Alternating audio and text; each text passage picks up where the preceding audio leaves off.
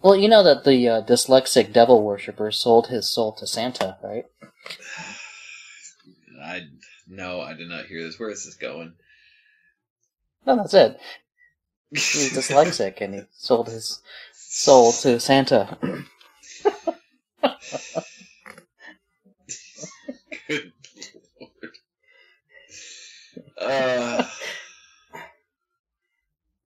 What? All right. Everything okay? Everything's fine. Everything's just fine.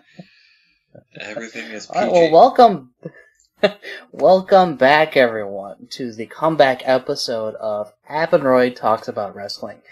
It's been a long time. We've been really, really busy. We'd like to think that it was just work and health issues that has prevented us from recording, but unfortunately it was also like, we'll do it again later.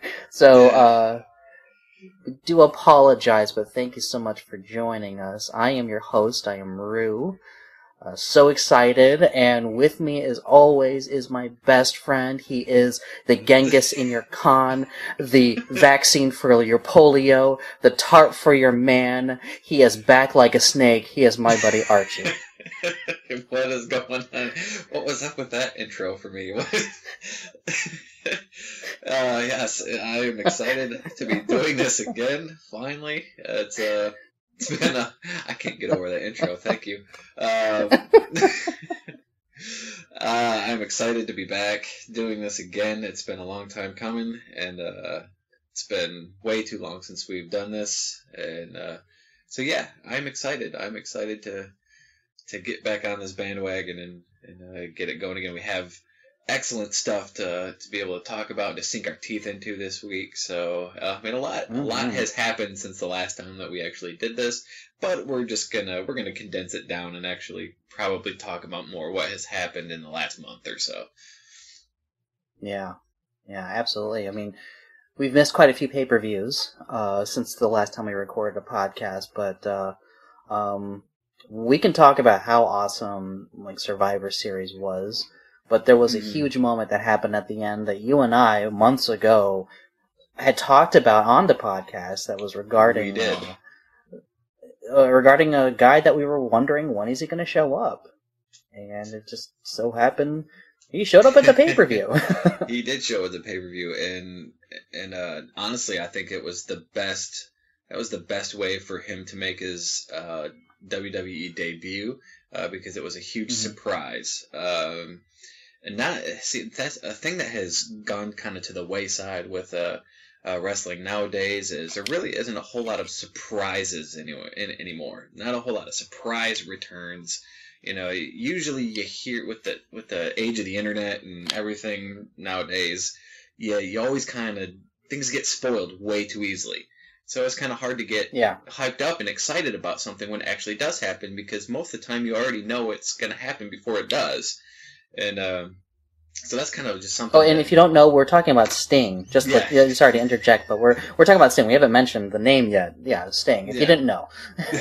Yes, it is Sting who we are talking about, and that's just it. It was always one of those things. It was always, is he ever going to sign with WWE? Is he ever going to do? Is he ever going to actually come and work for the company that he has for his whole life eluded?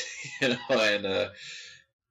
so now that he actually had finally signed with the WWE, then the next question was, okay, when's he going to debut? When is he actually going to step foot for the very first time in a WWE ring? And at Survivor Series, that got to happen. And it was, in the way that they did it, and the way that they had wrote him into that main event, was just absolutely flawless, I thought.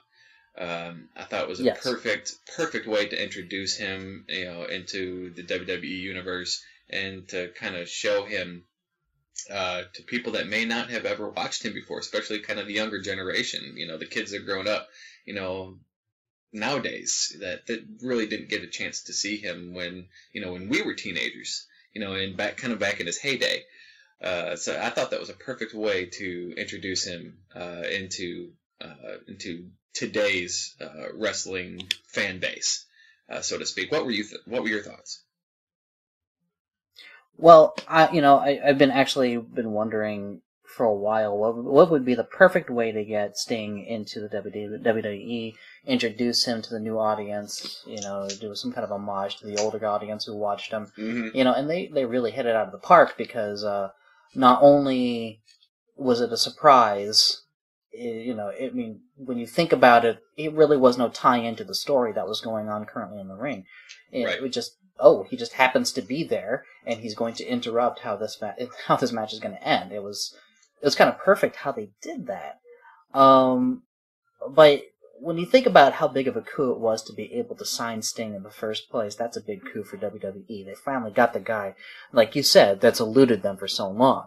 Mm-hmm. And then it was an even bigger coup because all month of November was free for the WWE Network, which also meant that the pay-per-view Survivor Series was also free. Yeah. So you have all these new subscribers that, who probably hadn't given the network a chance. Or at least that's what they were hoping, that, the people who haven't subscribed yet will actually get to see what the network's all about, get to see a free pay-per-view on WWE's dime. And it was great because he just showed up. They didn't make any announcement whatsoever. They just gave everyone a big surprise. It was a huge surprise for everyone. And it was just the second big coup that they had with Sting, this time with a free audience on a pay-per-view. It was fantastic. And when you and I were watching it, live. I kept saying this is the WrestleMania match that we were wondering, what is Sting going to do at WrestleMania? And he faced off with Triple H. And even though they're still throwing out the possibility that The Undertaker will work with Sting, I really think that Sting working with Triple H at WrestleMania would be the perfect one for him. Yes, and I agree with you that a match with Triple H at WrestleMania would probably be the better match. Yes, have we always dreamed of seeing a Sting and Undertaker match at WrestleMania? Yes, I think that any wrestling fan has that is a dream match that they've always wanted to see. Is it a match that we want to see nowadays? Probably not. I think that this should always just be a match where we always just wonder what it could have been like when they were both in their prime. Would it be awesome to see those two in the ring at the same time? Yes, it'd be awesome. But probably within the first 5 or 6 minutes of that matchup, I'd probably say people are probably going to be like, oh, it looked better in my head. I just think that's... Sting is going to need a guy. He's getting up there in age now too, where he doesn't have a whole lot left in the tank. He needs to be in the ring with a guy that can really help carry him. And Triple H is that guy. Same thing with The Undertaker. Undertaker needs to be in the ring with somebody that can help carry him. He has got a litany of injuries that he's still, to this day, probably trying to get over. He has wrestled for decades. Same thing with Sting. They've wrestled for decades. And it's just one of those things where those two need to be in the ring with a guy that's going to help carry their match. Because they're... And think about it this way. These are two guys that don't need to carry anybody else anymore. They've done that. They've done that their whole careers. They don't need to do that anymore. And, when all is said and done, Triple H is the guy that Sting needs to be in the ring with at WrestleMania. That's the match that needs to happen. In order for Sting to still kind of look good in the ring, he needs to be in the ring with Triple H. And I know there's a lot of people that were thinking, they're saying, oh man, not Triple H. Triple H is, stroking his own ego and blah, blah, blah. But no, if you think about it, Sting said himself that if it's not The Undertaker, he'd like to face Triple H. And I think that's perfect. I think it's perfect. I think it's a great thing for. I just think the feud would be awesome. You think about it. When they were just kind of squaring off, in the middle of the ring at Survivor Series, when it's just kind of like, if you could see Triple H, what he was mouthing, I'll leave out the expletive, but basically he just said, what are you, who do you think you are, coming in my ring, sort of thing. Then it makes sense. Sting's the guy that they couldn't sign for so many years, and now all of a sudden he's here. Why is he here? Why? Come on. what better way to square off with the soon-to-be boss? It's just, I think it's perfect. I just think it's a great storyline. It could be a great feud, and if they do square off at WrestleMania, I think it's going to be awesome. Yeah. At this point, of all the part-timers that they have on the roster, the one who consistently is in shape and could carry someone to a good match, it's Triple H. Triple H is still in fantastic shape. He still looks good. He can still wrestle a good match, and really I think it's going to be a day in the park for both of them. Oh, yeah. Because Sting knows his rhythm. He adjusts well. He always has. And Triple H is really good with his timing. It's going to be the kind of match that we want to see, and I think it's going to benefit both of them because it's a notch on their belts. I mean, Sting would be able to say, "I wrestled at WrestleMania with one of the biggest stars of the past 2 decades." Yes. And Triple H can say, "I was the guy that Sting had his first match with." That's one heck of a legacy building match for both of them. Exactly. And I'm looking forward to seeing that if that happens. If it's The Undertaker, I have no doubt in my mind that The Undertaker would do everything he can to make sure he's healthy and he's ready to go. Right. I don't know. I really, really don't know physically what he's capable of doing at this point. He wrestles one match a year, and exactly. And I mean, if he's only wrestling one match a year, I mean, that in itself kind of tells you what kind of shape he's in. I mean, if he can only go, I mean, granted, he's the Undertaker. He only needs to go one match a year. I mean, he's given so much to this business and put his body on the line so many different times in his whole storied career. So he deserves to only go once a year.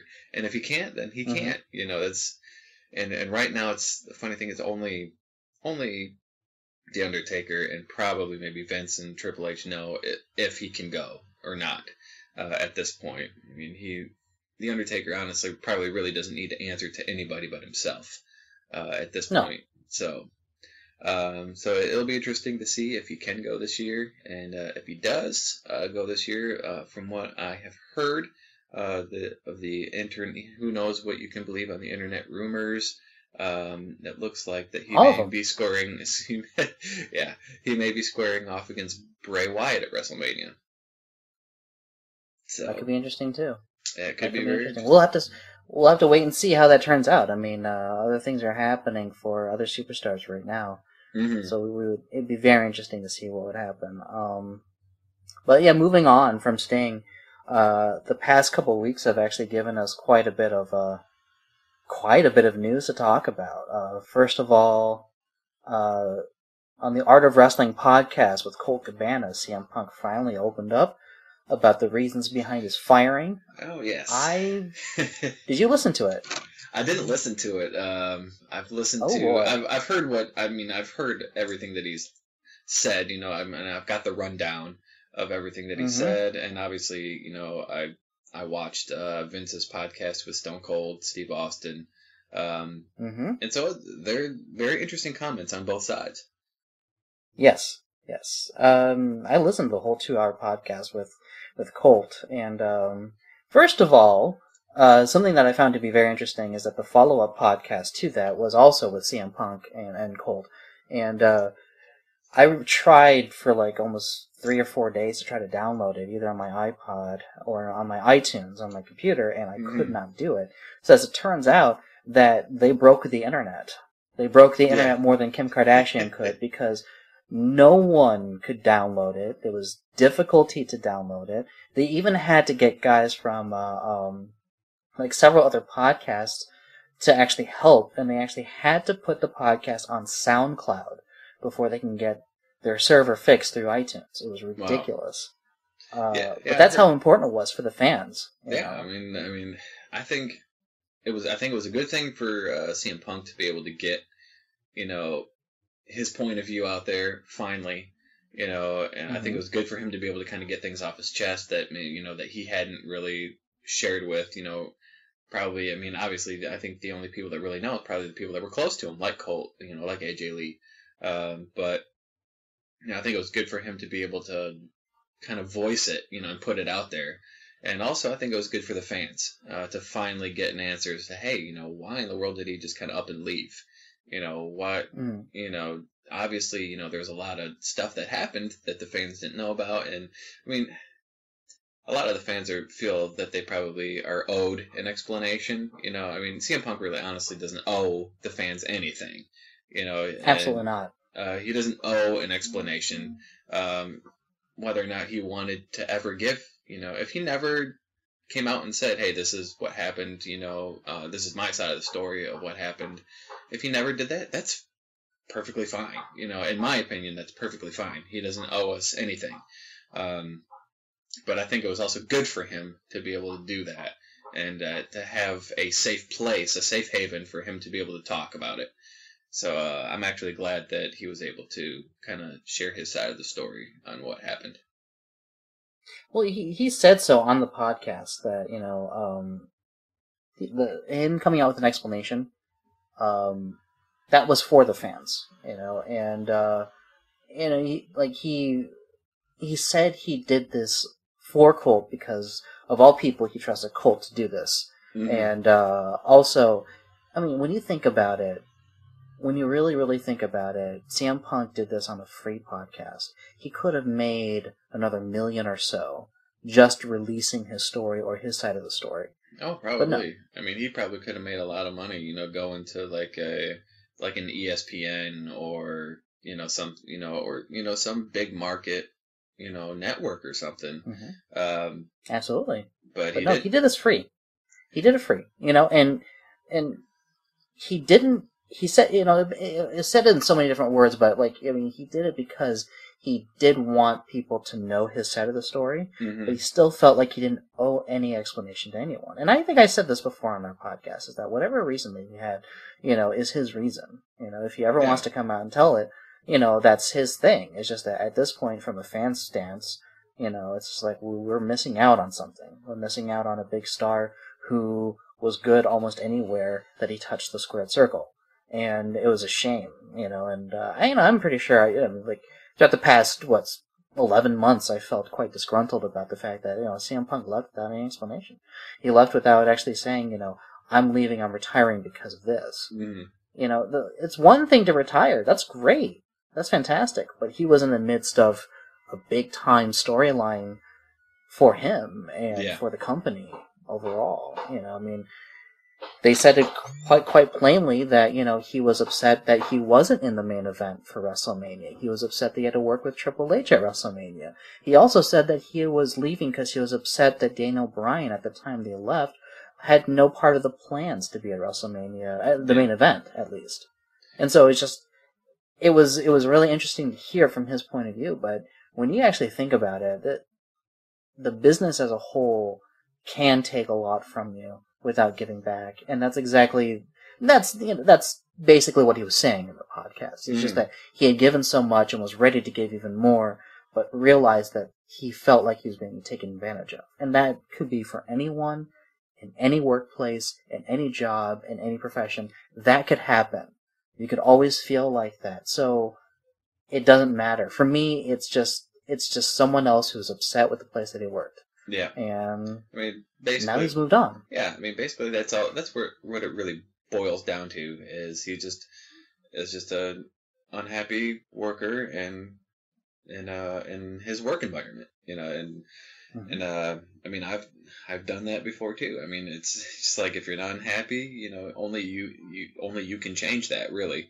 And he decided to change that for himself, and I'm happy for him. I'm happy with what I really love for him to still be in WWE and working there. Yeah, I do. I miss seeing him wrestle in his matches. He put on phenomenal matches. He was phenomenal on the mic. Whatever he was given, he ran with, and he turned it into gold. And so. Mm-hmm. And so, yeah, I do miss seeing him on TV on a weekly basis. But, he's gone now. Us as fans kind of have to deal with that. and we get to see him in UFC now. Yeah, So if that's another news. That's another piece of news. The podcast came out about a week later. Stone Cold on the WWE Network had Vince McMahon on his podcast. yes, And Vince McMahon was giving his side of the story. And then 2 days later, the second episode of the CM Punk podcast with Colt Cabana came out.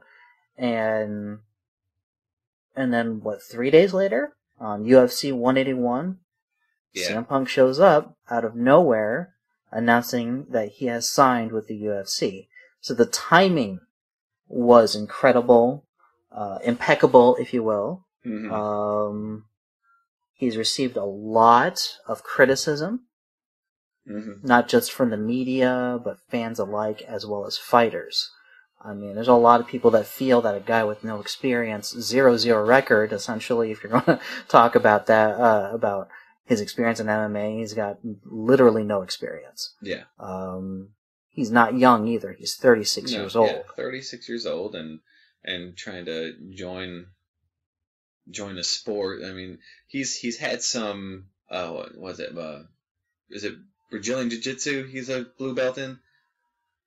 I think he's a blue belt, or he's been training a lot with the Gracie team in Torrance. Yeah. I think he's a blue belt in Brazilian Jiu-Jitsu. He also has a history of Kempo, I think that's what he said. Yeah. So he does know martial arts. He's aware, I guess he's aware, I guess is the best way I can say at this point.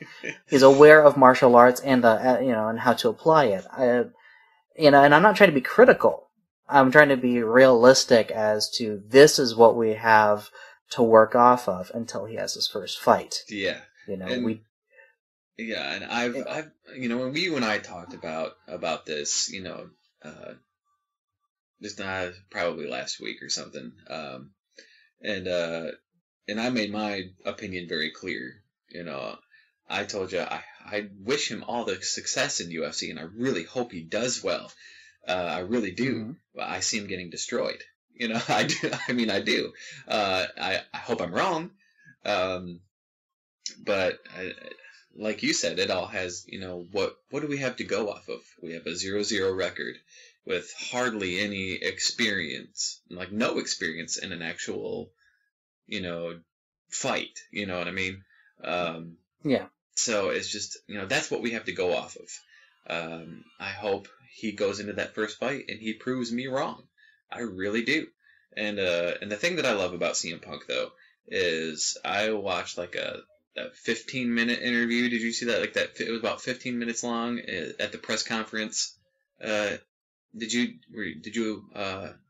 see that interview at all? I did not. I'm sorry. No. Yeah, there's about a 15-minute interview. You could probably find it on YouTube or something. Where he was at the press conference. It was at the they interviewed him like way before they interviewed some of the fighters. But it was press conference style. There were reporters there from magazines, ESPN, and everything, all asking him different questions. And somebody asked him, about the criticism and that he's been receiving and everything. And the thing that I love about CM Punk is that he is straightforward and honest, saying, hey, I understand that there's criticisms and people are skeptical. And he said, well, hey, I have a 0-0 record.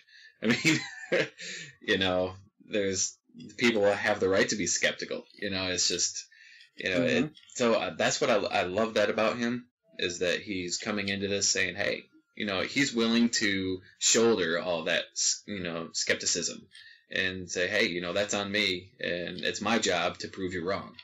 So that's what I love. That's what I love about him. He's not coming in and firing back people and saying, how dare you be skeptical, and hey,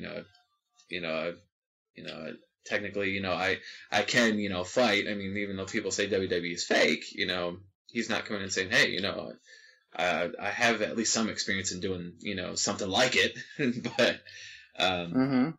But he's not doing that. He's shouldering that skepticism and saying, hey, it's my job to prove you guys wrong. So that's something that I love about him. I'm interested because, I mean, when Brock Lesnar came in, to the UFC. Of course, there's criticism because he's a pro wrestler. But the thing that he could fall back on is a former NCAA Division I champion, a heavyweight Division I champion. And, Bobby Lashley could do the same thing. He was a former, wrestler. He was also in the Army. There were things to fall back on. What makes this unique is that CM Punk really does not have that to fall back on. He devoted almost his entire adult life to pro wrestling. Yeah. So it's going to be interesting, first of all, what is he going to be able to do in the cage? What does he know how to do? Yep. We don't know. We know he knows how to wrestle. But it's also, what is the UFC going to do? They're not going to throw him in there with... They're obviously not going to throw him in there with a veteran. Because, first of all, that's unfair to the veteran. Because why would a veteran want to fight someone who's basically as green could be? Yeah. Secondly, Athletic Commission will not approve that. No. So they have to find someone or sign someone of similar credentials as CM Punk does. Maybe someone who has 2 fights and he has no, they're going to have to do that. But what I do see happening, and no one can convince me the UFC is not going to do this, is that they're going to try to protect him. Yeah. Because they're taking a huge, huge chance on this for the sake of publicity, for the sake of headlines, for the sake of pay-per-view buys. Yeah. They are going to protect him. And that's one thing that, I'm a huge fan of UFC. Don't make no mistake about that. I love UFC. But I'm also realistic, as they are going to protect him as long as they can until people start clamoring for him to have a real fight. Of course. That's just that's what's going to happen. So... And you got to think about... Go ahead, finish. Good. No, go ahead. I think he'll be fine. I really think he'll be okay. I think a lot of people are just criticizing are the people who just can't appreciate that someone is going to try something and see how good they are at it, even though they have a name, even though they probably have more money than most of the other fighters do. But everyone deserves a chance to prove themselves if they want to do it. Yeah. Some people get an easier road to do it. Others have to fight and claw every step they take. It's just, that's the way of life. So you can complain all you want, but this is what he wants to do, and he was the right person to sign on that dotted line. Yeah, and you have to think about it this way too. They need to protect him. They need to make sure that they're going to put him in there with somebody. Obviously it's hard to put somebody with equal amount of experience in there with him. But they need to put him in with somebody where he's not going to just get all out destroyed. But at the same time, you have to think about it this way: he's too big of a name for him to be like on an undercard. He's got to be in a co-main event. He's too big of a name to be like, oh, we're just going to shuffle you, keep you on the the undercard, or even, hey, you're going to be the first bout of the night, or he's too big of a name to not be like co-main event. And so, they're going to have to do it. That way. That's the best way for them as a business to maximize, like you talked about pay-per-view buys. And he's too big of a draw, let's put it that way, to not be in that co-main event spot. So, then here's the thing. You like to have 2 guys that are in the octagon at the same time that are going to be just a big a draw. Who else can you put him in there with? As green as he is, with not as who can you put him in there with that people are going to want to see him fight? That's the issue that I kind of see. With how can they do this right? You know what I mean? And I know that you have a lot more wherewithal as far as the UFC and the fighters go than I do. So this is my question to you: who do they put him in there with that is going to help draw, and that, but at the same time is a big enough name where they're not like okay, what can we do here? Well, okay. He suggested that he's probably going to fight at 185, which is middleweight for the UFC. Yeah. But he said he could possibly make 170, which is welterweight for the UFC. it'd be easier for him to fight someone at middleweight that may have some kind of name or some kind of experience, and would not expose him too much, considering that, let's be honest, there will be deficiencies in his style of fighting no matter what style he is, because he hasn't been fighting his whole life. Yeah. But a name that keeps coming up, and when it came up, and when this guy challenged they challenged the UFC to sign him so he could fight CM Punk for his debut fight, I laughed it off immediately, even though I do know he's got legitimate MMA experience. But the more I thought about it, I said to myself, what better way to really capitalize on the whole situation? Everyone's considering that CM Punk is coming from a predetermined sports entertainment business, and now he's going to be fighting legitimately in the UFC. And I'm thinking, you know what? Yeah, if the Green Ranger from the Power Rangers, Jason David Frank, really wants to have this fight, what better way to capitalize on CM Punk's first fight? It really makes sense. He has MMA experience, so he's probably going to be, probably have advantages over CM Punk. But really, you're talking about an actor who initially made his name with the fans when they were teenagers, or even younger than that, who are now adult UFC fighter followers. What better way to really get them involved? What better way to capitalize on the name value of both of those guys that could bring to a UFC pay-per-view? I think a co-main event's a perfect idea, like you said, and there's name recognition on both sides. Why not? I mean, why not? This is the question you have to ask yourself, though. If you're gonna do that,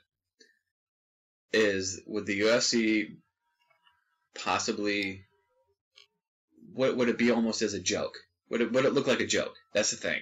I mean, I've thought about that too. I knew you were gonna say Green Ranger. I knew it. Just because, I mean, I've seen him I've seen where he's challenged CM Punk. He wants the UFC to sign him. So I knew that's where you were going with it. But I know that the UFC wants. I mean, obviously, you always want to look legitimate, and you always want, these fights. Would it almost be kind of just like I said, I'm trying to think of the right words to say, but the only thing I can think of is, would the fight seem like a joke, though? Just kind of like, would it seem like a circus almost? Yeah, exactly. Yeah, would it seem just kind of like, oh, we're just doing this for publicity, and this isn't being billed as a legitimate fight.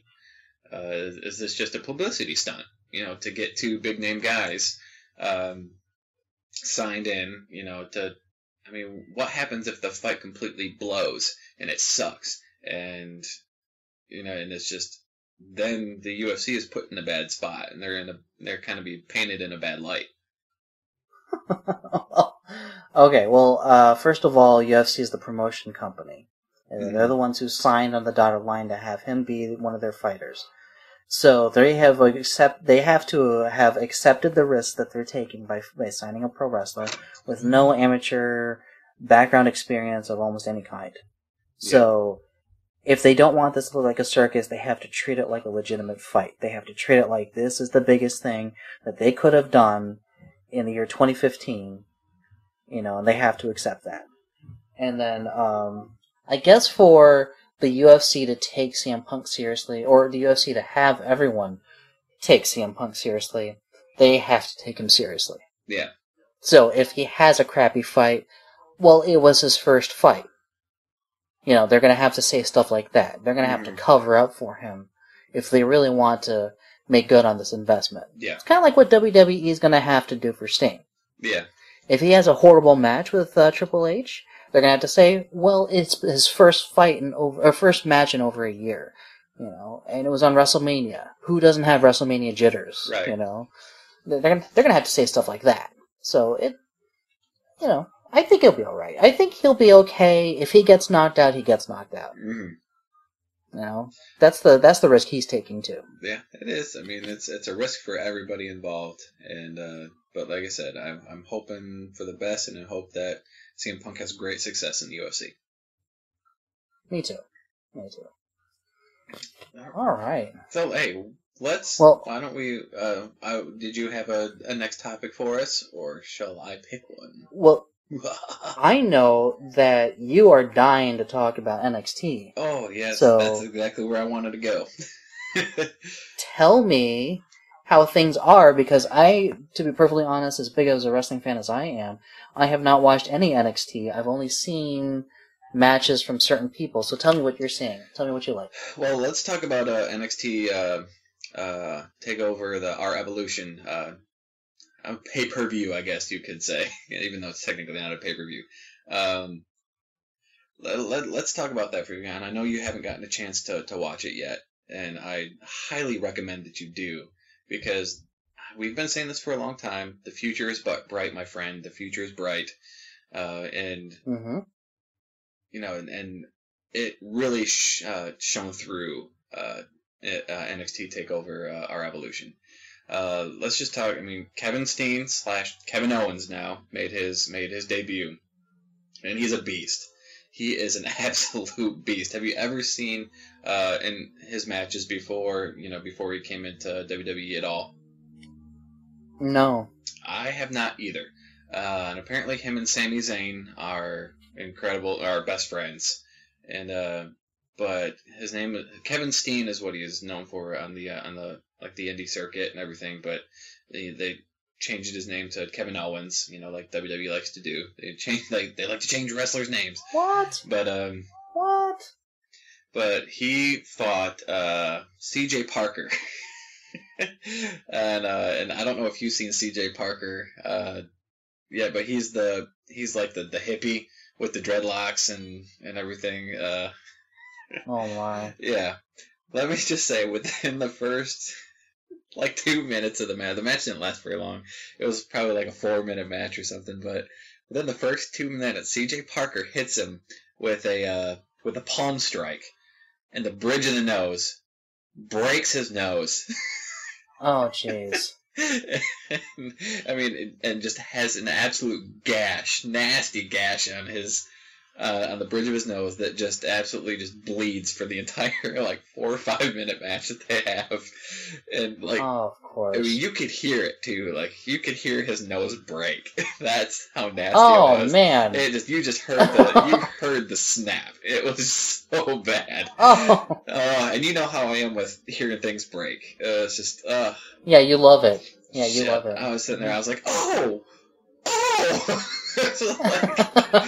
It was nasty, but Kevin Owens though he's gonna be a beast. He's a big guy too. He's not very tall, but he's very stocky. Mm-hmm. He's very stout. Mm-hmm. And he did a running, was it a running jumping somersault over the top rope onto CJ Parker on the outside. Didn't use the ropes. Just did a flying leap, just over. It was absolutely incredible. So he looks absolutely amazing. That brings me to Hideo Itami / Kenta and Finn Balor / Prince Devitt, whatever you want to call him. Those two are absolutely phenomenal. They fought the Ascension, which looks like the Ascension is going to be making their main roster debuts. They had a vignette for them on SmackDown, so it looks like they are going to be promoted to the main roster. And but Finn Balor has always been known for his amazing body paint. And just being and people were always wondering where, since he's debuted in WWE and the NXT, he hasn't used it at all, and so people are wondering why is WWE making him lose his body paint. Everybody thought it was a WWE decision to not let him use that. Well, he comes out on Takeover with complete body paint. Probably it stops around the shoulder blades, and then his whole face is painted, and he looks like Carnage. Nice. And it was his his entrance was phenomenal. I implore you, please go and at least if the match itself was amazing, but if anything, at least watch his entrance because it was fan-freaking-tastic. And those two, especially Hideo Itami and Finn Balor, when we say the future is bright, I'll say it again. It is freaking bright. It is blinding. That's how bright the future is for this business. And Triple H has done a phenomenal job of signing talent and going and getting not just talent, but the right talent to be able to push this company forward. Because not only are they great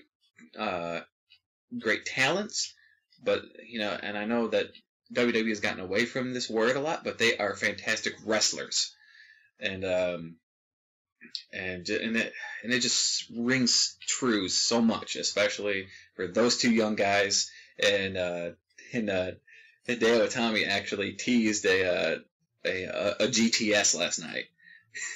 Nice. It was like he put I think it was Victor. He put Victor up on his shoulders, and the whole crowd stood up and was like in disbelief. They're like, oh, and of course they got broken up, so he didn't actually get to do it.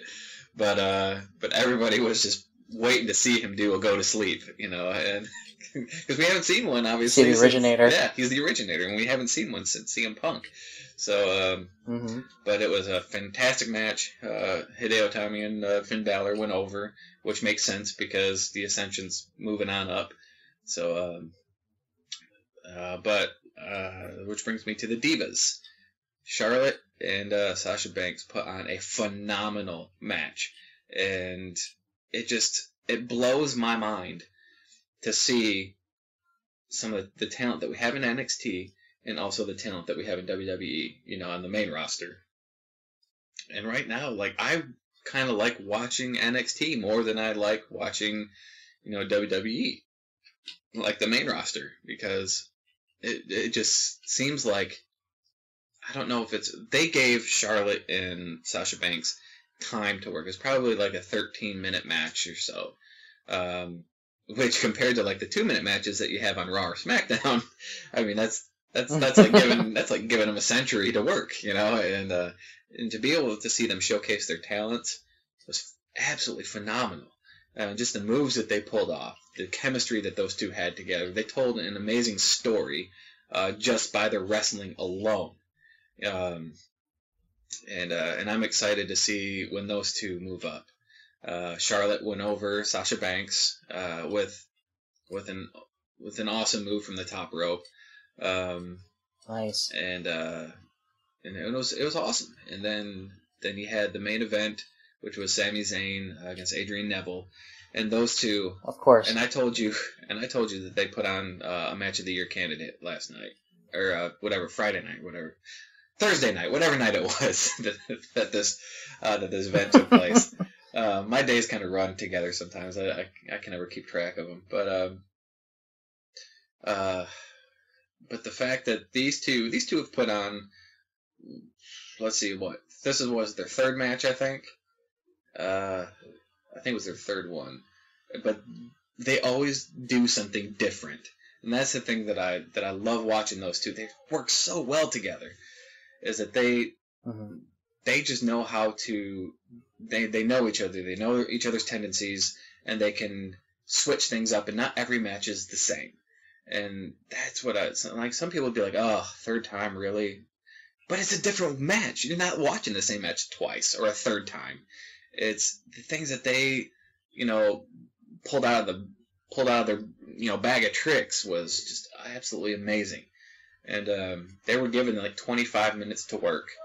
And wow. Yeah, they were given a long time. On TV, that's crazy, actually. Yeah. They were given 25 minutes to work, and it was absolutely amazing. And finally, Sami Zayn is your NXT champion, and he deserves it. He had a huge celebration afterwards. Adrian Neville and him, hugged, and everything got kind of put to rest. And then, obviously the whole locker room came out, hoisting him up on his shoulders. Kevin Owens was out there giving him a huge hug, and those two were walking up the ramp, and Kevin Owens turns on Sami Zayn. and yep, and threw him on the ramp, and then powerbombed him into the side of the ring. Oh, it was so nasty looking. I was like, oh my god. But I thought that was a perfect way to end the show, because they hyped up how just big of best friends these two were, and the history that they have together. And to kind of end the show with that turn I thought was brilliant, because right away you're putting Kevin Owens into it, and Sami Zayn for one, because you got to think, well, where does Sami Zayn go from here? He finally reached the top of the mountain. He finally won that NXT title that has eluded him for so long. This is a year and a half in the making, and what kind of program do you put him in now? Since he's done this, and also with Kevin Owens coming in, what would be a meaningful feud for both of them? What a better way to put those two together with the history that they have? Perfect. Absolutely perfect, way for them both, for Sami Zayn to start a feud now with the title, and Kevin Owens coming in having a meaningful first feud when he first arrives. I think that's perfect. And see, that's kind of strange, because I've heard reports that Sammy and Adrian are both ready to come to the big show. So, are they kind of like letting Ascension come in first, and then they're going to do both of them? Because the reports are saying that, now's the time, strike while the iron's hot, get those two out of NXT, bring them into the big leagues to make up for the fact that there are a few... There's not really that many established stars left right now in the WWE.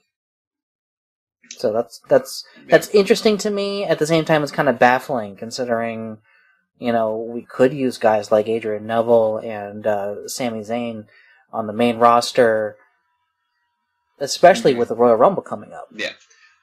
This is what I see happening. I see, obviously, the Ascension is, if they're showing vignettes for the Ascension, for the main roster already, so they're obviously they're on their way, probably next week, I'm assuming. I mean, there's no sense in having them lose to Finn Balor and Hideo Itami at this pay-per-view, so to speak, and then keep them down there.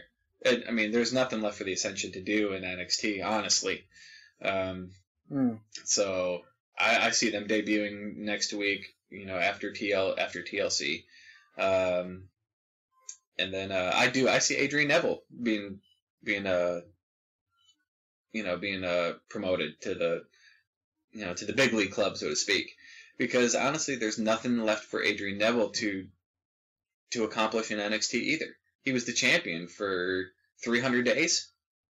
I mean, wow, that's the better part of the year. I mean, there really isn't anything left for him to accomplish. I see Sami Zayn staying down there for a little while. I mean, there's no point in putting the NXT title on him and then promoting him. It's, I think this is a chapter for him to be able to enjoy for a while. He has fought for so long to get that title. It just doesn't make any sense for him to get it and then being like, okay, you're promoted, now you got to fight for something else. Let him enjoy this for a while. Let him enjoy, this year and a half long run that he's had trying to get there, and just let him have his moment, as a champion for a while. Is he ready to join the main roster? Definitely. He's got the tools. Everybody loves him, and he's going to be a major player on the main roster at some point. But I think that you keep him down there for a little while, and there's nobody, I think, in NXT that's ready to be the NXT champion yet. I think Sami Zayn is the perfect guy to hold that title for a while until you have somebody else that's willing to grab it. Grab that brass ring, so to speak. So, right. So I think that you keep Sami Zayn down there for just a little while longer, and then when you can't hold him down anymore, then you bring him up. But it's the only thing that worries me is guys like Neville, guys like the Ascension. They did so well in that small environment at NXT with those small crowds. Mm-hmm. You know, that's the one thing I love about NXT is you have those small crowds. The place absolutely just erupted last night on many different occasions. I'm hoping that all that fan base can transfer, to the actual WWE universe, and people can get behind them when they're on the main roster because you have a small environment down there and it's easy Mm-hmm.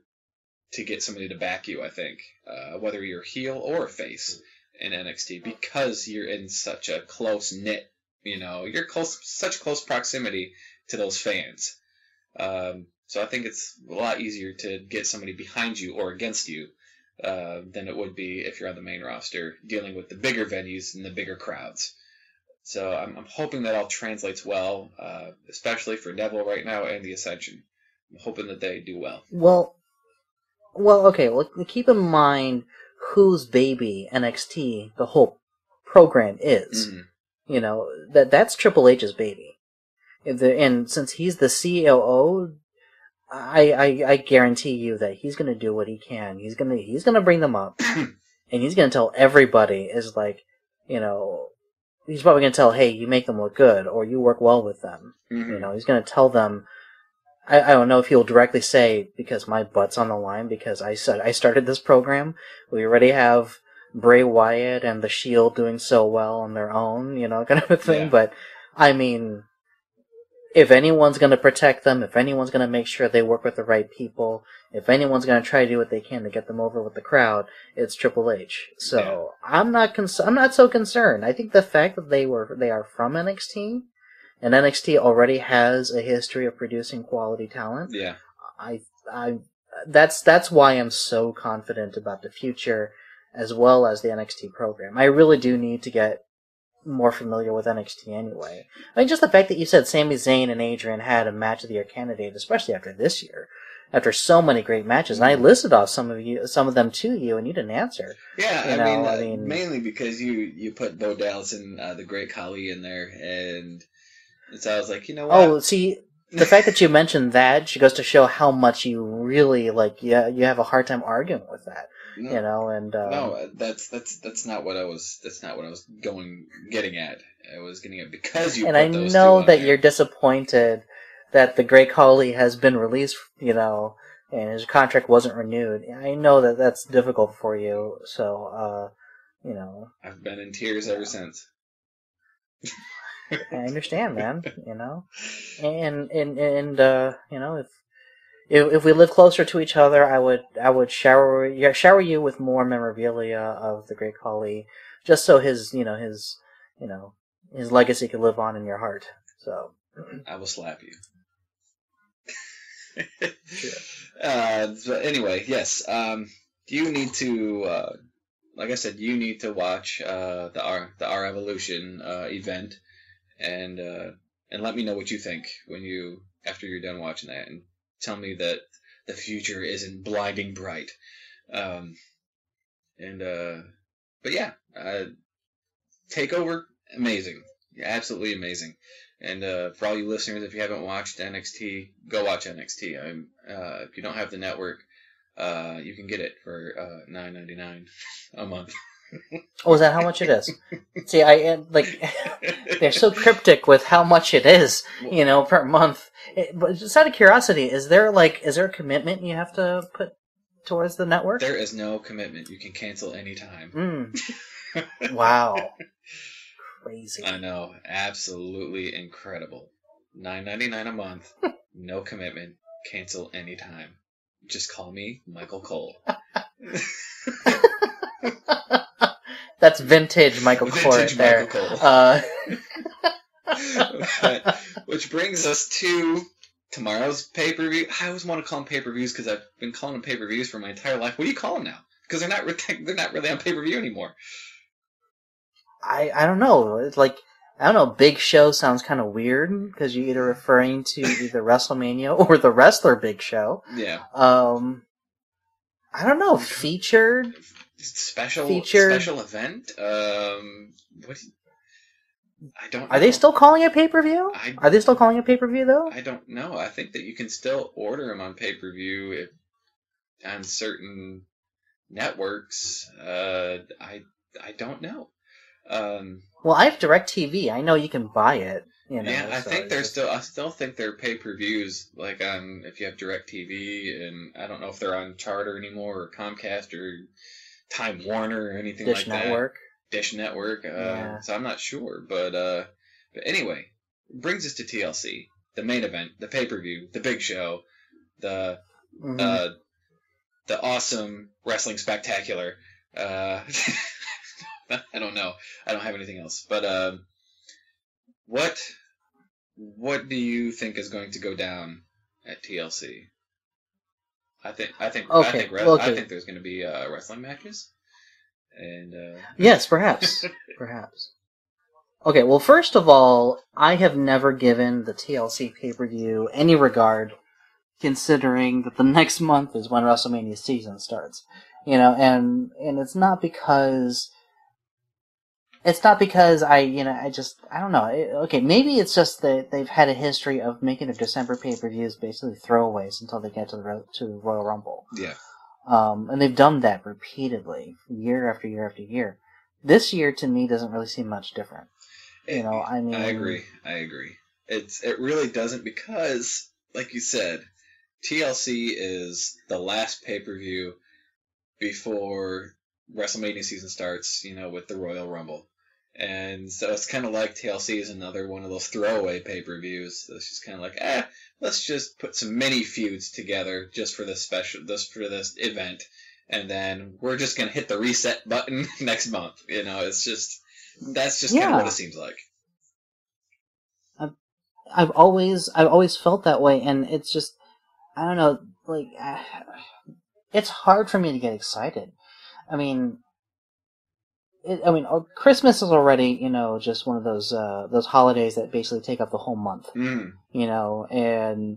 my birthday was also this month, so it's chock full of other things that I'm excited about or I'm looking forward to. Yeah. And I'm not saying that the matches on the card are not going to be quality. There are some very interesting matches on this card. Like the Big Show versus John Cena for the 80 billionth time? No, Big Show versus Eric Rowan. What are you talking about? What? Is that the match that's happening? John Cena is taking on Seth Rollins. Oh, that's right. Good Lord, I was thinking about Raw. Good Lord. See, I told you, my brain. That's right, I forgot. Okay. My bad. I was thinking about Raw. Listeners, he's an old man. He's an old man. He's trying his best. I have a disease, okay? I have Rocky Mountain spotted It's called fever. old man syndrome. Okay, yeah, that's right. John Cena and Seth Rollins. Good night. Anyway. If Cena loses, he'll no longer be the #1 contender for the World Heavyweight Championship. So we already know who's going to win. Yes. It's going to be John Cena, because they're not going to throw Seth Rollins in there with Brock Lesnar. No. Considering the fact that he already has the Money in the Bank briefcase still. Yeah. So, it doesn't make sense to put him in a title match when he's got basically a guaranteed title match already. Carrying around with that briefcase. So we already know. That's the only thing that I don't like about some of these matches. Does WWE think we're stupid? I mean, they think that the fans are stupid. I mean, we already know the outcome of this match, so what's the point of putting it on? It's that's what they'll probably have a good match, maybe even a great one, but still, it's just. But already knowing who's stipulation, I mean, already knowing who's going to win. I mean, especially with that kind of a stipulation, because it would make absolutely zero sense to have Seth Rollins win this match. Zero whatsoever. So I'm kind of miffed a little bit about. I mean, why put that stipulation on? Just have it be a Seth Rollins versus John Cena match. What would be even better is to have, the briefcase be on the line, but then that wouldn't make yes. But that wouldn't make sense either, because John Cena's already the #1 contender. So then John Cena would have a briefcase. And the number one contender. And the number one contender. So having a stipulation put on this match at all is kind of redundant and stupid. So they should have just had... What? There is something to that, by the way. If they put the briefcase on the line, then this is what John Cena could do. Since he's the number one contender, he gets a title shot against Brock Lesnar. So then in the middle of the match with Brock Lesnar, he gets himself disqualified by basically repeatedly hitting Brock Lesnar over with a chair or table or whatever. And then, after he's disqualified, he cashes in the Money in the Bank. And that's how he gets the title back. That would be interesting. Hey, it's not against the rules. He can cash that in whenever he wants to. That's true. But at the same time, it would be kind of stupid. But anyway. But so we know. So let's talk about the other fantastic matches on this card. Yes, the one that I am looking forward to, I think probably the most, would be Bray Wyatt and Dean Ambrose again.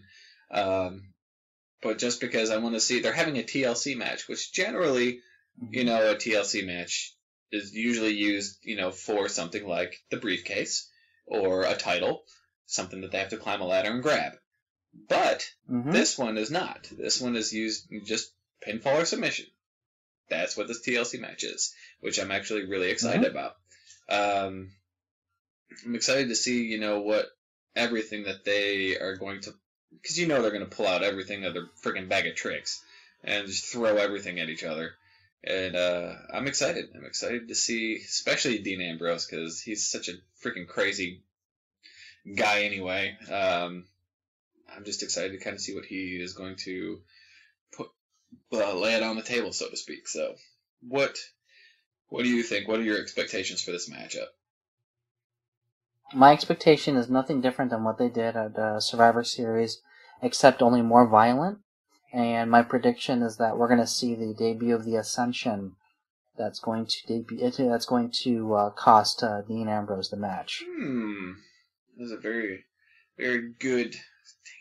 Actually, our brains are thinking the exact same thing. So honestly, that's exactly what I was thinking too. I don't want to pull that out of the bag of tricks yet, as far as what I was going to talk about earlier when we were talking about the Ascension going up to the main roster. But that's exactly what I was thinking too. I believe that the Ascension will be put with Bray Wyatt, and if for some reason they're not, then so be it. Then so we're wrong. But they're going to be kind of like the new Wyatt family, so to speak, but not really the Wyatt family. Yeah, and as their name suggests, they are going to rise to the occasion. They're going to ascend to new heights. Yes, they are. But I'm interested in... And we've lost all of our listeners. Yes, all of our listeners are gone. I don't know, they may have been gone within the first 10 minutes. But who knows? We may just be talking to ourselves, so it's all right. That's not right. No, it's not. But I'm excited. I believe that they're going to debut tomorrow night and cost Dean the match as well, and which is good because I think Bray needs this win, no matter how he gets it. And I think this will just be something that's not just going to elevate the Ascension, but I think it's going to help elevate Bray Wyatt as well. So, because like I said, like we've said before, we feel like Bray's kind of lost a little bit of steam since he's, no longer with the Wyatt family, that he's kind of off on his own now. We feel like he's kind of lost a little bit, and I think adding the Ascension in there is kind of going to bring him right back to where he needs to be. So I'm excited about that match. Yeah, me too. You're talking about two of the more creative guys on the roster right now. Going to be put in a TLC match. There's a lot of excitement. So It's one of the high spots of the pay-per-view. While I'm going to name some matches that I have very little reason to get excited about. The New Day, which is Biggie Langston and Kofi Kingston, will be facing off against Goldust and Stardust. I'm sorry, I'm not looking forward to that match. You got Ryback versus Kane in a chairs match. No thanks, I'm okay. Yeah. Then you also have Nikki and AJ, once again, going at it one-on-one. No thanks, I'm alright. Eric Rowan and Big Show. steel stairs match? Are you serious? Have you seen? Have you seen what they're calling this pay-per-view? It's it's called TLC. Tables, ladders, and chairs, and stairs. Did you see that? I'm looking at it right now. And they only have to add that on there because of the Big Show and Eric Rowan match. If they didn't, they're like, great is that they're like, dang, we have to add something on the end of this because we're having a stairs match. And stairs. There we go. That works. If you look at the poster, there's a picture of Dolph Ziggler laughing his ass off, so it actually is quite fitting. Oh, Lord. I saw that. Anyway. I was like, that is absolutely the most ridiculous thing ever. Just because you have a stairs match doesn't mean you need to add and stairs to the end of TLC. It's just so stupid. I'm sorry. But you're right. Those matches also, I am not sold on this New Day stable at all. They're essentially... I don't want to be... Sorry? This is what those three needed. I mean, I'm not an Xavier Woods fan at all, for one. I think he has What? I think he has his voice is so annoying. It's like it's very whiny. It's like what? I can't. Come on, dude. I can't stand it. You better call his mama. Oh, I will. But and then I mean I've always been a fan of Kofi's and in-ring work. It looks like he had his Kofi.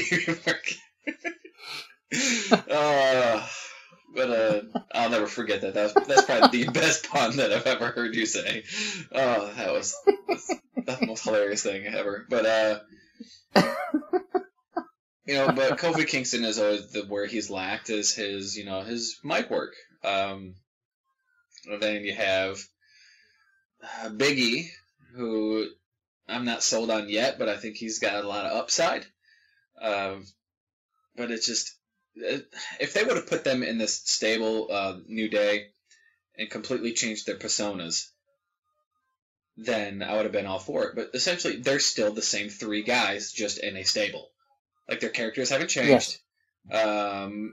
Their characters haven't changed at all. They're the same guys. They have the same moveset, same characters, and it doesn't make sense to me. If they would have made them heel, then perfect. Yes. Perfect. Yes. But they're not. They come out as generic baby faces, and they do the exact same thing that they've done before. They're just three guys in a stable. That's all they are, and it's just boring. I don't want to make a. I'm not trying to. If this comes off as racist, I don't mean to. But in terms of comparison, to me, seeing the three of them together is like a happy version of the Nation of Domination. Essentially, you're right. To me, I mean, that doesn't sound racist to me, just because, I mean, you're just basically... Well, you're from Tennessee. Shut up. So, I'm not from Tennessee. I just live here. Good Lord. And not everybody in Tennessee is racist. You're racist. That's racist. That's a racist thing to say. And now our one listener has left. Yeah. Okay, so anyway. but I mean, essentially, you're kind of right. I mean, they're a happy version of Nation of Domination, and it's just, but I don't get it. See, Nation of Domination, I got it. Their stable made sense. New Day, They don't make sense. It's like, what are they? They're three happy dudes that like gospel music. I mean, what is this? I mean, I don't get it. And like I said, if they would have made that their stable heel, if they would have came out all happy like that, and with that gospel music, but then in the ring they were total heels, that would have been perfect.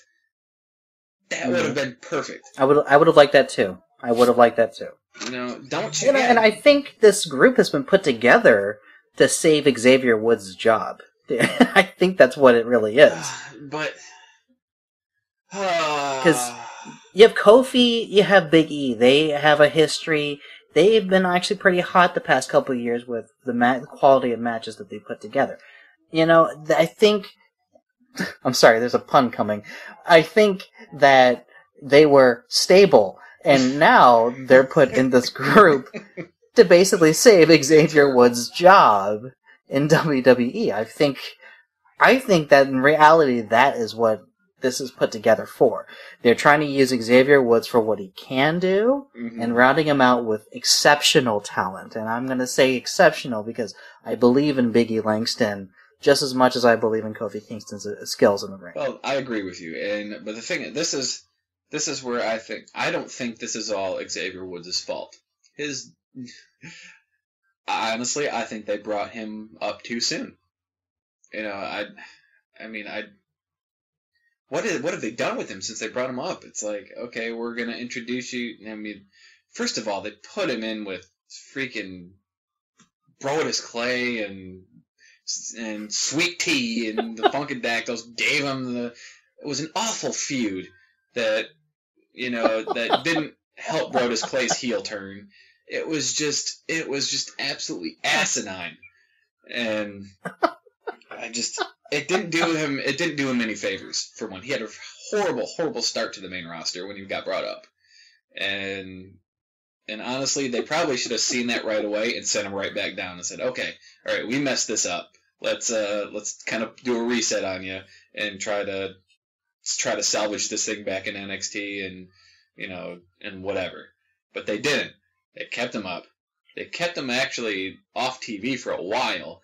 Probably like, okay, let's hope the fans forget about what just happened. And but the thing is, people I don't think care about Xavier Woods. I don't think they care. I don't care. You know, they haven't given me a reason to care. And putting him in this New Day stable hasn't made me care anymore. You know, I've certainly cared less.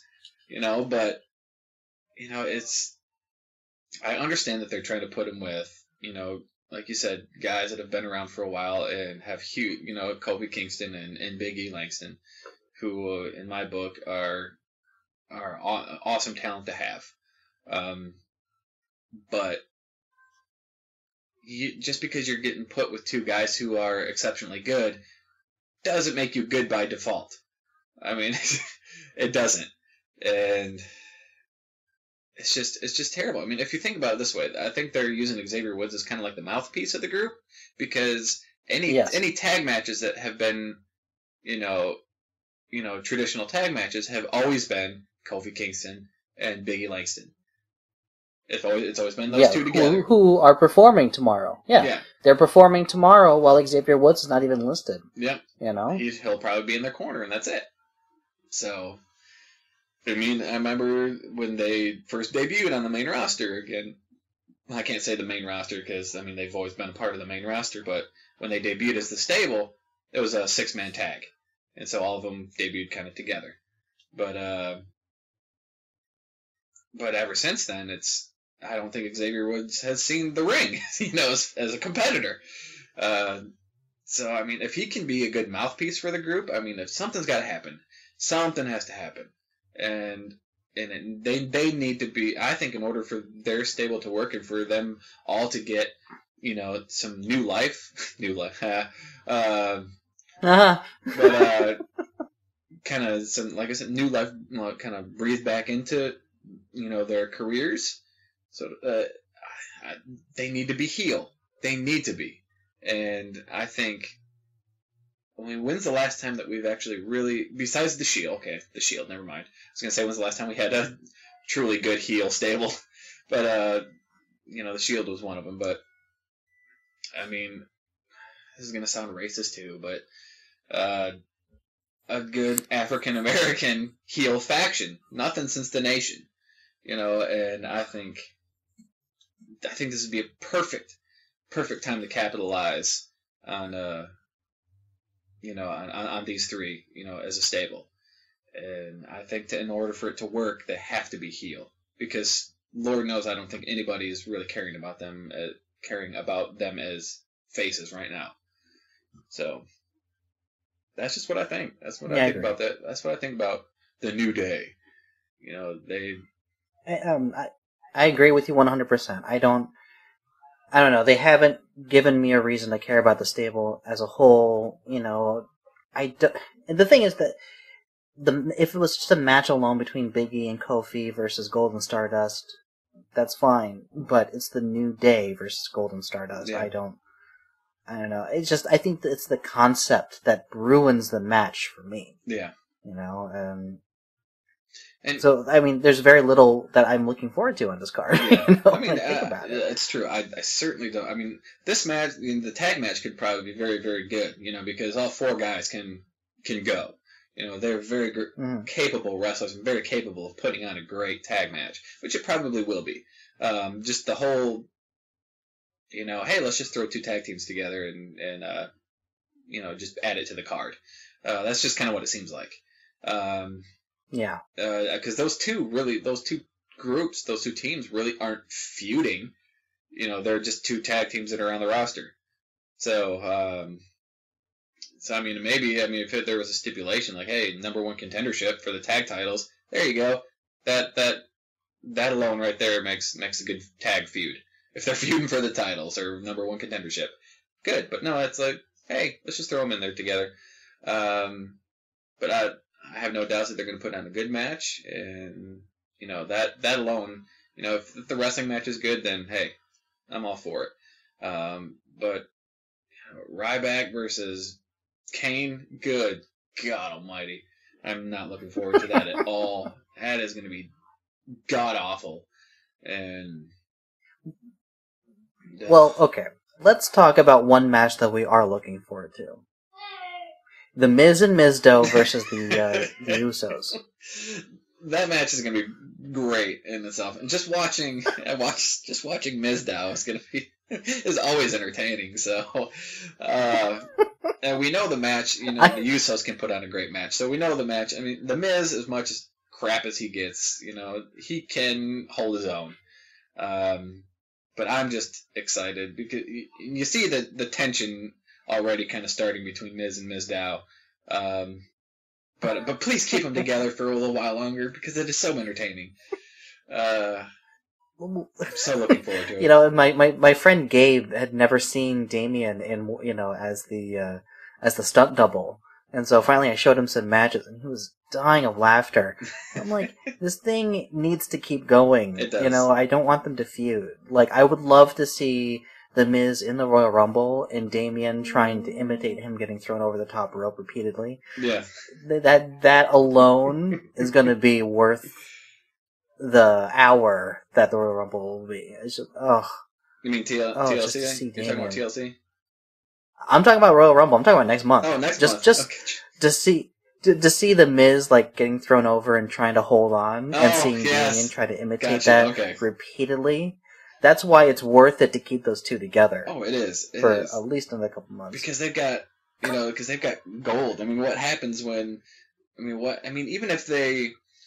Even if you know that whole time, Miz is or Mizdow's mimicking Miz, you know, going over the top rope and trying to hold on and everything. Like, what happens if at the end, finally, when the Miz gets thrown out, Mizdow just doesn't do it and just stays in and doesn't throw himself over the top rope? I mean, yeah. I mean, then you got a real good place to go as far as, you know, creating a lot of tension towards those two. You know, or Mizdow finally says, "Oh, hey, you know, I'm not eliminating myself. I'm going to stay in." And but then what happens? See, this is what needs to happen. He needs to not throw himself over the top rope, and to have Miz on the floor looking up at Mizdow, standing by the ropes, and Mizdow just, you know, hesitating and not throwing himself over, but somebody coming up behind him and throwing him out anyway. That's more than likely what's going to happen. Yeah.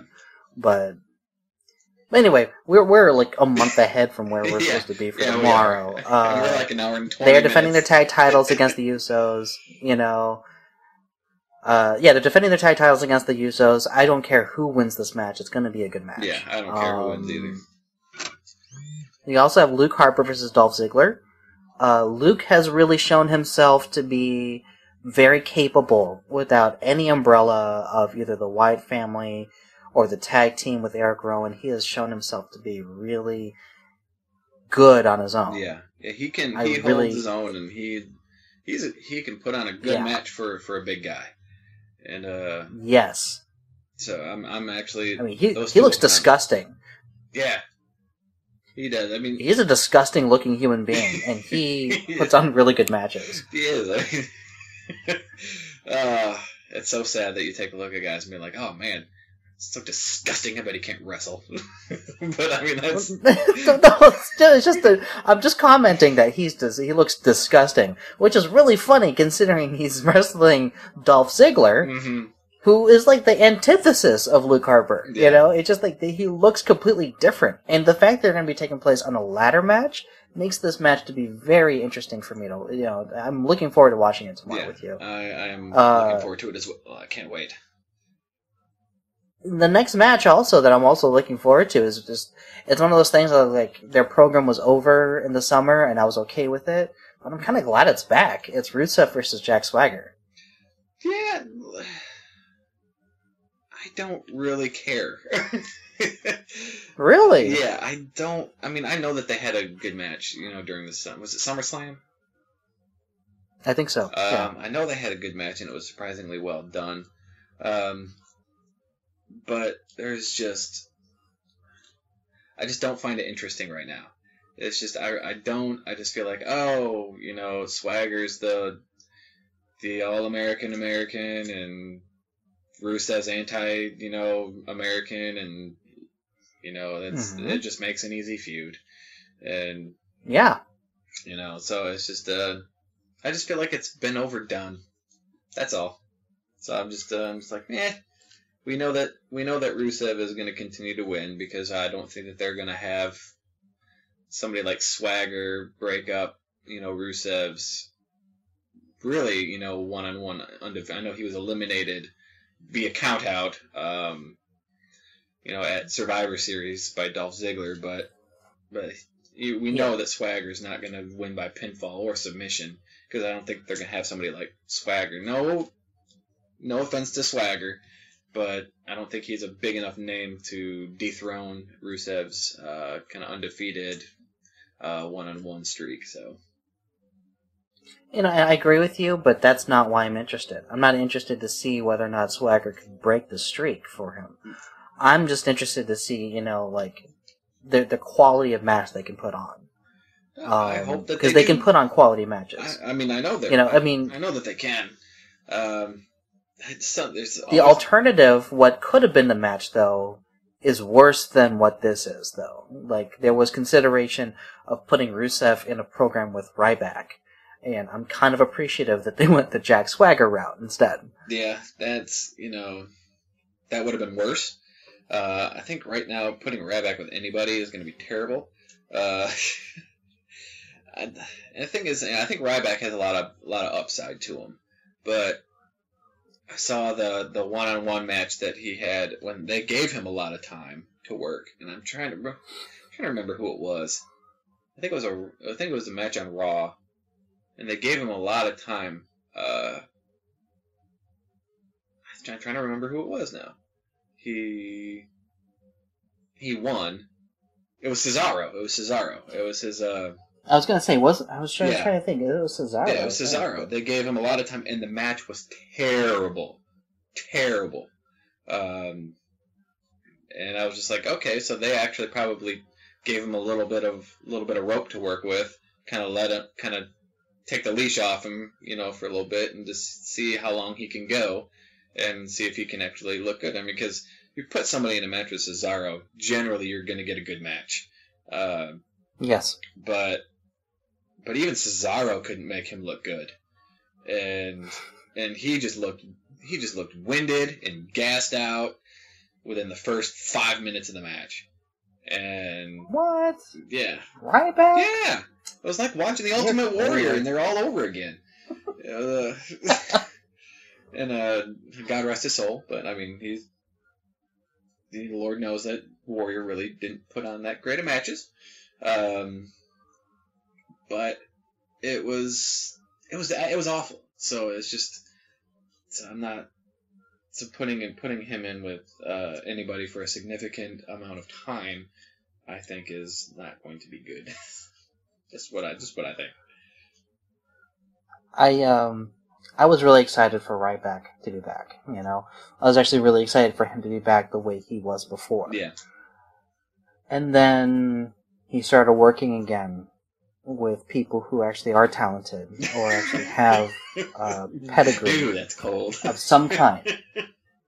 And it is cold, but the fact is that when you have guys who are experienced and could make good matches almost out with anybody, and he kind of like sucks the wind or the energy or the talent out of somebody. And I've seen it. I've been seeing it since he came back, and I'm just... I think I've given up. I mean, I remember in a previous podcast we were talking, I was just like, I'd like to see him back. I'd like to see him get another shot. I'm sorry. You know, there are just some guys who aren't meant to make it, you know, and I think I'm also soured by the whole podcast with CM Punk talking about working with Ryback. Yeah. And I'm just, yeah, you know... Well, see, this is. I'm sure he's a nice guy. Yeah. I'm sure he tries really hard and works hard, but good lord, when they had their face-off at Survivor Series, Rusev and Ryback, I was like, please do not put these two together. Keep Rusev as far away as possible from this guy, because Rusev is one of the bigger heels that they are being very careful with right now. Yeah. They do not need to ruin it with a possible injury. Exactly. And the thing is, in Ryback, you know, to me, always looks a little reckless in the ring. You know, nothing that he does ever looks very smooth or clean. And it makes me cringe. Because your number one job, you know, to me, while you're in the ring, is to protect the guys you're working with. And it never, like I said, it never looks good. It never looks like he's doing a very good job of that. And I don't know if it's just because he's big and bulky and it just maybe looks awkward. But then the more I watch him, I'm like, no, it just really looks that way. And you know, and judging by CM Punk said, CM Punk said that he kicked him squarely in the body and broke some of his ribs. Yeah. You know, it's just like, okay, seriously, like what, like how do you make it look like you're kicking somebody and then really kick them in the, you know, in the body? I mean, and then when CM Punk said that he was supposed to be recovering from an ACL surgery, they put him in a TLC match with Ryback when he came back from injury. And he did a gorilla press slam onto the table and made CM Punk miss the table. I'm trying to remember. And it's like, how can you be this reckless? Yeah. And CM Punk said that, like, after the match, he went straight up to Ryback and said, either you're doing this on purpose, or you're just a big dummy. It's like, tell me, which one is it? And Ryback's like, I'm a big dummy. You know, it's just like, oh my gosh. And I think honestly, I think he is. I mean, I really think that he's just kind of like this meat-headed guy. You know, he's just kind of like, which way did he go, George? I think that's just kind of like how he is. And I mean, and it's sad because he's a big guy with, you know, I mean, he's got some athleticism. Yeah. But it's not translating from like his head to the rest of his body. It's like there's a disconnect. There's a disconnect there, and which is funny because he keeps slapping his head, you know, when he's in the ring. Yeah, and he's always laughing, and he does this new thing now where, like, I don't know, he does a move and then he hits his head and he's looking at the guy and he says "stupid," you know, and I was like, are you telling yourself that, or are you? Yeah. Who is that directed to? Because, you know, I don't know, but I'm done with my rant on Ryback because it's going to get worse if I keep going. Okay, well, I'm still putting up for the possibility that he and Kane could put on a quality match. I'm not betting on it. I'm just saying the possibility is there. Yeah. But I'm really glad, in going back to my original point, that it's Rusev working with Jack Swagger than Ryback. Yeah, it is better. It is better that way. I'm going to be watching it. I don't know about you, dude. Are we going to probably talk on our PlayStation and watch it at the same time? Oh, yeah. We'll do that. Okay. That All is right. Well, that's what we did for Survivor Series, folks, and and it's actually a lot of fun if you actually have Xbox 360 or PlayStation 4, and you actually have access to the WWE Network, and you don't have friends nearby that will watch it with you, but you have someone that you're friends with on either Xbox or PS4. That's what Archie and I do. We connect. We do a party with our PS4s. Mm-hmm. We put on WWE Network and we watch it. It's a lot of fun. It worked out really well last month for us. So we're going to do it again tomorrow. That's what we're going to do again tomorrow. So I think that's going to do it. It's an extra long podcast, but we did take an extra long break. We did. It's been a while since we did this. So, I mean, generally our podcast lasts about an hour or so. We're running an hour and a half now, but it's okay because like you said, we took a while. We took some time off, both busy. Me fighting this Rocky Mountain Spotted Fever disease, so it's been a long time coming, but I'm glad that we did this again. I needed this. It kind of gave me a nice little energy boost here, doing this, and kind of made me forget a little bit that I've been sick. So I'm glad. Well, I'm glad to hear that. Yeah. And just this is something we do for fun, and we really do appreciate you guys, still tuning in. You guys are following us on Twitter. We're on Twitter. Our channel is open still on YouTube. I actually just posted a video this week. A Put It Away video. If you haven't watched it yet, please watch it. We're still doing it. It's time to put it away. We'll probably get... Yeah, see, that's his voice. That's Archie's voice singing the theme song. My son actually has a version of it, which I'll post later. My son's cute. Anyway, we'll be doing some video game videos sometime later. We got WWE 2K15. We got to start doing. I actually downloaded a game. I can't remember the name of it. Hold on a second. I got it right here. Downloaded a game called. I guess I didn't download it. Never mind. There was another game that was free on the PlayStation Network, but I'm sure I'll find it later. But there's another game that's been posted, so I'm gonna probably get with Adam and we'll do another video for that. So, but we're gonna get back into this because we have a lot of fun doing this stuff. So thank you again for following us. Yes, thank you for following us, and like I said, subscribe to our YouTube channel. It's AppenRoid, and our Twitter as well is at AppenRoid. So follow us on there, and we'll be doing a lot more stuff here in the near future, and we're going to be keeping up on this stuff a lot more. So yes, if you like our content, please follow us and subscribe to us, and if you have anything that you want to see, or if there's anything on these wrestling podcasts that you want to hear us talk about or want to know our opinions on, let us know on Twitter or even in the comment section below on YouTube after we post this. And just let us know. We love to do this stuff not only for us, but for any of our fans if we have any out there. So just let us know. Great. Yeah, I'm right there with you. So thank you again for listening to us. This is AppenRoid. It talks about wrestling. I am your host. I am Rue. And with me, as always, is my best friend. He is the steroids for your Ryback. He is the thong for your stripper. He is my... Sorry, I don't have anything else. That's that's a dirty thong. It's probably covered in glitter and AIDS. Yeah, there you go. But... okay, that's enough. Okay. I shouldn't have gone there. I didn't have anything else. But yeah, this is my best friend Archie. Yes, and please tune in next time for AppenRoid Talks About Wrestling. Bye. Bye.